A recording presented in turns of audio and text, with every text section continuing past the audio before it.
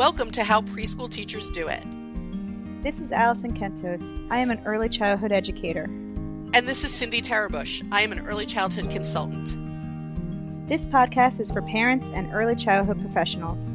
Let our experience and research-based knowledge become your guide. Welcome back, preschool peeps. Hi, peeps. From wherever you are. I'm super excited about this episode. She really is. I am, because the idea for it happened kind of spontaneously. Yes. So we'll get into that in a second, but first let's shout out some places. Yay, and I'm excited because we're shouting out Bolivia. Yay. And I love whenever we shout out something like really international. It just Yeah. makes me excited. Yeah. And we're shouting out Alpine, Alabama.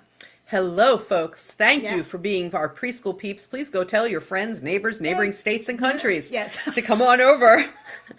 And please be one of our preschool peeps. Yes. And you can, and let them know if they go to YouTube, they will see a QR code. That was good, right? That was good. That usually is behind Allison's head just because it is. It's a weird position, but it's software. And what are you going to do? And my head is big. If you hold your camera up on your mobile device to that QR code, it's going to name a website. Tap on that, and that will take you to what is basically a virtual business card with magical links to our website, our Facebook page, and other things that we have and do. So please do come. And if you're like, I can't use that QR code, or I'm not on YouTube with you right now. I just learned how to use QR codes like 6 months ago. Then instead you can go to Facebook and look for the How Preschool Teachers Do It podcast. You can go to our website, howpreschoolteachersdoit.com. You can find us. So, please do. And we're here today to talk about a wonderful new word that we want to campaign to go totally viral. I just really want to campaign for this. I'm so excited about it. It is not my word, and it is not Allison's new word. Nope. This word came from a colleague and friend of mine. Her name is Megan Garrity. Hi, Megan. I know you're listening because we talked about making this a thing. So there I was in a meeting, right, with colleagues, and we were talking about a project that we were working on together, and Megan combined two words, as we sometimes do when we're thinking something and you want to kind of say it, or you're having that kind of week where words just don't want to come out of your mouth properly. So what she did was when she was talking to us, she combined two words. I think she meant to say something like able to be intentional. Yes. And instead she said intentionable. And when she said intentionable, so I'm on this Zoom meeting with multiple colleagues, and we all paused for a second, like there was silence, and we were sort of like, intentionable. I love that. That's how you know it's good, when the whole world pauses, because you're like, we can't even, we're speechless right now. Like, we had to stop because something magical just happened. We had to stop. And everybody, so Megan, because she's wonderful, she started laughing and she was like, yeah, I don't know what that was. That's not a word, right? And we were like, and we were like, if it's not a word, it should be a word. Should be a word. And I said, Megan, this is going to become a word. We're doing it on our podcast. It's like, I totally want to put this on my podcast. So she said, oh, that, my gosh, really? And I'm like, yeah, really, really. So I emailed her not too long after that to say that I contacted Allison and we're making intentionable a thing. So what Megan then did was she prepped it. If you can imagine, she prepped it. She emailed us and said, yes, let's make it go viral. And we may need a dictionary definition. Dictionary definition. Her email starts out with, were you going to say something? I was just going to say, she even gave us how the dictionary has the pronunciation symbol? She even gave us that. Go ahead. First, before she got to the definition, she wrote, they say mistakes can lead to greatness, which I think is also really awesome. Because this is greatness. Yeah. And I would like to say, Megan, this was not a mistake. This was like the universe saying, make this word because it matters. So then she puts intentionable adjective, just like a dictionary word, with the way you would pronounce it, and says, having the ability to be intentional, capable of deliberate and purposeful action. Which made us think. Yes. What are some of the things that help us to be intentionable and that prevent us from being intentionable? There are times in our lives, folks, and in our careers and in our families when being intentional feels impossible. Right? I am not able to be intentional right now. Do this right now. You know, I think of days in an early childhood program, you know, like you go in the morning with all kinds of plans for what you're going to do, and instead you have a fire drill. And so now I've got to, you know, get everybody out the door for this fire drill in the cold. We don't have coats on. One child took their shoes off and I didn't realize, and now I'm either shoving shoes on or carrying this child and trying to get them out there and back in as quickly as possible for this drill because it's really cold and I'm a little off now. Right? I know when I was directing a program, I never told the teachers when the drills were going to be because that's not an authentic drill. So now I'm a little off. Okay. And we come back in and one of the children looks at me and says, I don't feel so good, and vomits everywhere. Fun times. Oh, listen, I'm not new to this career. So child vomits everywhere. You got to deal with, now I have to like clean this up, get this child to a restroom. Think about, am I calling the parent? Because they have to vomit or have diarrhea twice before I can legally say take them home. But maybe I want to let this parent know because maybe they do want to come. All of this stuff is going on that I'm describing. Right. And there goes all of your intentional plans for all the day. The intentions. Bye-bye. All the intentions are out. Right? Out the door. Don't you just sort of think to yourself, well, I'm just scrapping this whole plan. I am done. I just can't. And days like that tend to snowball. One thing happens and then another thing happens and then it just snowballs until you just can't wait to go home. So you've been prevented because of just the course of events. Here's another thing that can do it. We are short-staffed today. You had ideas and intentions for what you were going to do and the wonderful interactions you were going to have with the children, but they're taking one of the adults out of your room.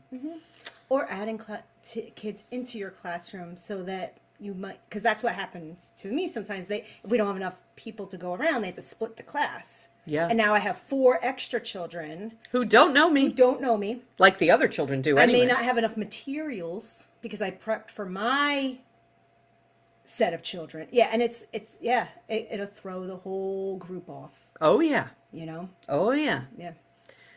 Lots of people tell me about when they come in and have to take one of the adults who's usually in the room away.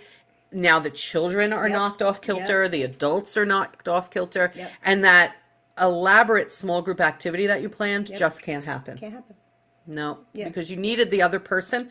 Because we originally had enough people to be in small groups with all of the children. And now one group of the children is going to have to do something independent, sitting right near me so that I can help them if they need help socially.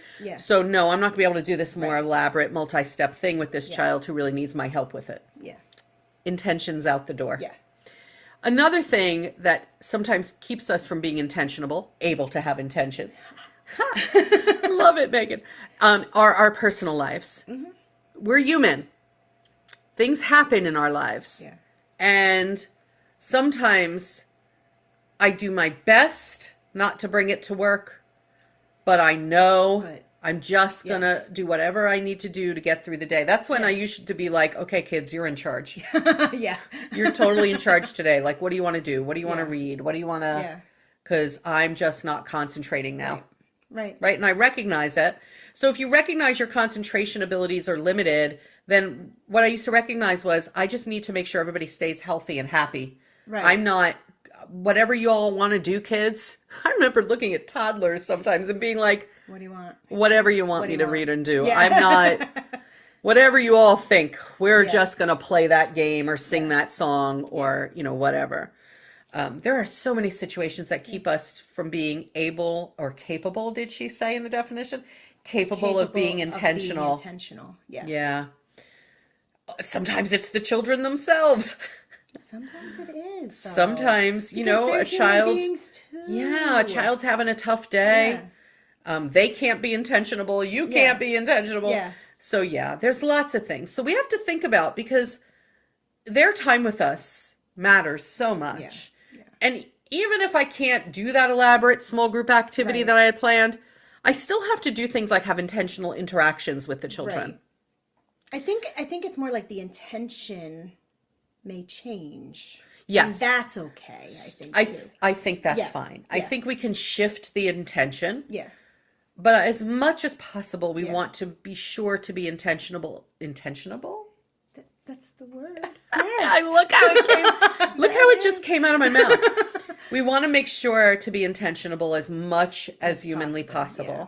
And sometimes it has to do with our own self-regulation skills, right? Things are going awry. My emotions now have ramped up. Yeah. My heart is beating harder. I'm taking shallow breaths. Yeah. I'm like, we need to be aware of our own self-regulation skills. We need to be able to say, I need to take a deep breath, kids. Or to be able to, hopefully you can call someone and say, can you step into this room for a minute? Yeah. So that, because you know you need a minute to get your head back together. Right. Right? Sometimes it can be as simple as I am not recognizing in yourself, I am not present in this moment right now. Right. And one of the things that makes us present in the moment is to do a sensory activity. We talk so much about sensory activities with children, but actually doing our own sensory activities helps us to be present. I remember particularly tough days when I realized I need to be more present in this space. And so I would sit down during free play and pull out some Play-Doh, and I'd use some Play-Doh. Yeah. That for me helps me because it's so sensory. I had a rough day on Thursday. I'm sorry. Okay. So my morning, and I remember going to my aide and be like, I don't get it. Like, I'm just having a day. Now, I had a day this week too. just having a day, and I don't know what it is. But you know what got me back in it, which is going to sound weird as the introverted person that I am, was I have lunch duty on Thursday. So like I work at a public school where all of the 3-year-olds eat in the cafeteria, and I on Thursday have to watch them in the cafeteria. It's my duty for the week, right? But when I'm in there, like most teachers hate lunch duty because they just sit there and they're like, oh, this is boring. I always, every single week, I'll mingle around with all these kids and I joke around and I have fun. And for some reason that got me out of it. And I think it's because it put the intention of like, you're here for them. And they're laughing and they're smiling and they're happy to see you. And you're there for them. And then the rest of the afternoon was fine. I don't know. So it was really just sort of like stepping into a different atmosphere. When you go into the cafeteria, it's a different atmosphere. It is. And I think it was also like when I shifted my focus of like, it's not like all up what's going on in here. It needs to be about them. That shifted it for me. Right. Right. It was, you realized, yeah. Yeah. I also will just find like,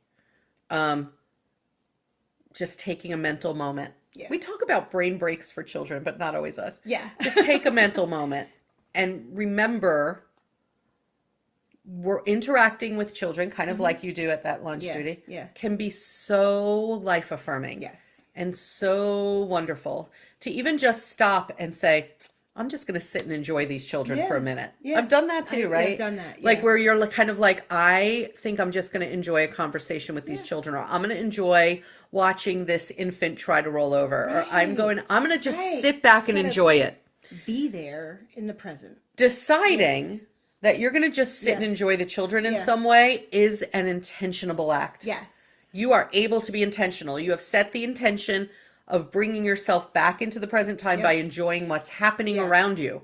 Yeah. Because there's always stuff happening around you in an early childhood classroom. I also, if you can't, like, let's say it's not free playtime and you can't grab the Play-Doh and you can't. Right. If you just put your hands on the tabletop like we've advised you to do with children in the past, the tabletop is colder. It actually, I can feel when I do that, when I put my hand on a cool tabletop, I can actually feel my brain shift. Yeah. Or if you stop where you are and just listen. Yeah, or like You have to name, I think they say the grounding thing. It's a grounding thing, Five things you can see. Isn't it three things? I don't know the numbers. 3 or 5. I just know it's like some stuff you can see, stuff you can hear, stuff you can smell. Yeah. Stuff you could taste, stuff you could touch. That's why they say touch the table. Touch the table, yeah. Yeah. So there are ways you can bring yourself back into being and doing intentional things and being intentionable. Yeah. We're going to so make intentionable a word, aren't we? I hope we do. I really hope we do. We're going to take this episode and like try and post it everywhere. Yeah. Yeah. I think so. Even LinkedIn, where they're all going to say, that's not a word. What we'll do in the title is we'll put it in quotes. Okay. Yeah. Let's tag the dictionary people. So it is, to get the word straight, Britannica Dictionary people, Merriam-Webster, whoever you are. Whoever you are. Yeah. To get this word straight, okay, it's intention, able. Are you able to be intentional? Intentionable. Intention, able. And we should spell it like a spelling bee. Intentionable. I-N. Yeah, I think you all can do it. Intentionable. Yeah. I want you to go around in your lives right now and find ways to use that word, because that's how words catch on. Yes. Isn't it? Yes. People just use it. Yeah. Just start using it in sentences and people are going to be like, wait, what, did she make that up or is that real? And then they'll start using it because they heard you say it. Or you look at them and you go, intentionable. It's a new word. Have you heard it? It's a word. We're going to make it a word. And then you look smarter because you'll know this word that they don't. I think, wait, I'm looking up right now. I'm looking this up. Hang on. By the way, folks, when I typed this title to keep. Look at all the words that are there that right? are not it. That are not it. I'm Googling. Yeah. When I wrote this down on my iPad to keep the title of this episode, the software did it that red underline. Squiggly or whatever. You know the red underline that says, hi, that's not a word. Or you misspelled a word. Yeah. Hopefully one day it'll not have that squiggly under it. Yeah. Yeah.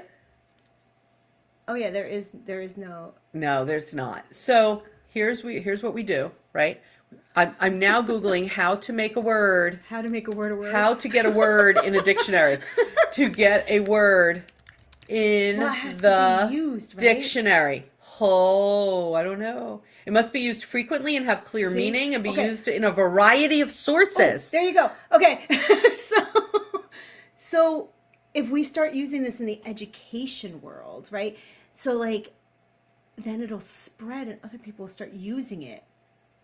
And then like next year, like, you know how at the end of the year, they always like go like, here's the new words we're adding to the dictionary. Our word could be one of them. It's not our word. It's Megan's word. It's now everyone's word. It's now the world's word. It's Megan's word can be in the dictionary. It could be one of those like stories at the end of 2025. As of today, yeah, June 23rd, 2025, we are campaigning for Intentionable. Join us, folks. Just start using it. Spread it. Spread it around. Put it on your social media. Talk it a lot. Say it a lot. Whatever. Okay. Yes. That's it. That's what we're doing. All right, preschool peeps. And Megan. And Megan. Thank you, Megan. Megan, I'm sure I'll be seeing you soon. Everyone else, please come back, including Megan, to our next episode and the episodes after that. And we will catch you next time on the podcast. Bye, peeps.